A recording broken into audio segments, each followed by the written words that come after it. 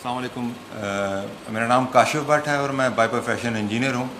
تو میں ڈاکٹر صاحب میں چاہوں گا آپ تھوڑی سی بدعت کے بارے میں تشریح اور تھوڑی وضاحت کر دیں، کیونکہ اس کی ڈیفینیشنز جو ہیں وہ بڑی کنفیوژن ہے اس میں. مطلب خاص طور پہ جیسی علاقائی رسمیں یا محفلیں، مطلب کسی بچے نے قرآن ختم کیا اور آمین کے نام پہ یا وٹ ایور کسی بھی نام پہ اگر آپ کر لیتے ہیں گھر میں دعوت، اس میں بشرط کہ کوئی غیر کوئی شرکیہ کفریہ کام نہ ہو، تو وہ بھی بدعت میں آتی ہے یا نہیں پرٹیکولرلی ہے؟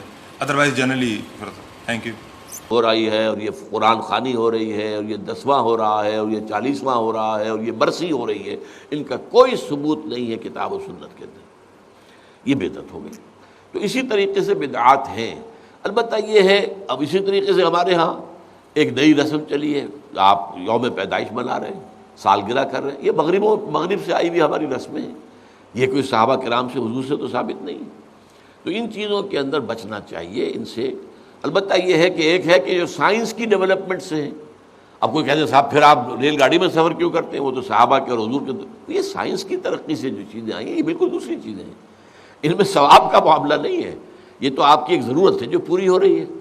وہ آپ ہوائی جہاز میں سفر کریں، ٹرین میں سفر کریں، کار میں سفر کریں، یہ جدید ترقیات ہیں، ان سے فائدہ اٹھانا ہے اور ان کو استعمال کرنا ہے. تو یہ اور بات ہے. لیکن دین میں کوئی نئی چیز جو حضور اور صحابہ سے ثابت نہ ہو اور اس کو آپ حصول ثواب کی نیت سے کریں، وہ بدعت ہے. اب جیسے مثلاً حضرت عمر رضی اللہ تعالیٰ عنہ نے اپنے قدم کو بدعت قرار دیا. آپ کو معلوم ہے کہ حضور کے زمانے میں تراویح کی نماز کا کوئی رواج نہیں تھا، حضرت ابو بکر کے دور میں بھی نہیں تھا، بلکہ یہ تھا کہ رات کو نماز نوافل ادا کرو اپنے اپنے طور پر، قیام اللیل اپنے اپنے طور پر. تو اس حوالے سے تراویح کی نماز کا جو ہے باجماعت یہ حضرت عمر نے کیا رضی اللہ تعالیٰ عنہ. کہ ایک دفعہ آپ آئے اپنے دور خلافت میں، مسجد نبوی میں دیکھا کچھ لوگ ادھر کھڑے ہیں، کچھ ادھر کھڑے ہیں، کچھ ادھر کھڑے ہیں، کچھ ادھر کھڑے ہیں. اب ایک ایک جو حافظ ملا ہوا ہے اس کے پیچھے قرآن سن رہے ہیں، پڑھ رہے ہیں. تو آپ نے کہا کیا ہی اچھا ہو ان سب کو ایک امام کے پیچھے جمع کر دیا جائے.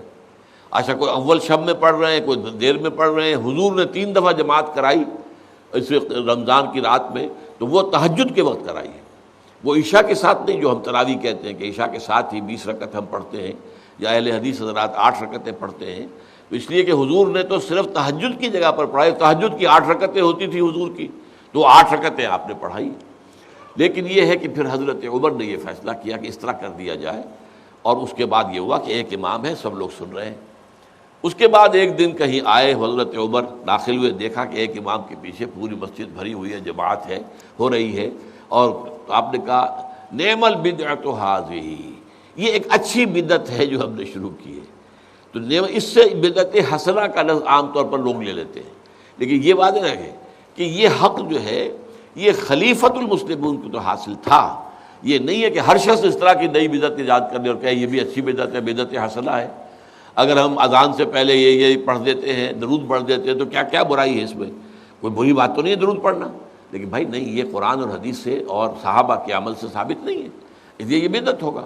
اس لیے جو چیز جو ہے اس طرح کی، لیکن حضرت عمر رضی اللہ تعالیٰ عنہ یا کسی اور خلیفہ راشد کا کوئی فیصلہ ہو اور وہ گویا کہ پرانے طریقے میں کسی چیز کا اضافہ ہو رہا ہو، تو وہ ایک علیحدہ بات ہے.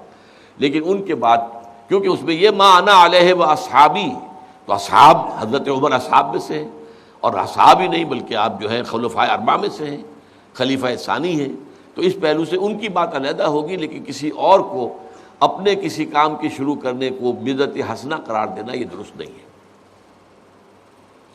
اچھا جی، بہت شکریہ، جزاکم اللہ. سبحانک اللہم و بحمدک، نشہد ان لا الہ الا انت، نستغفرک.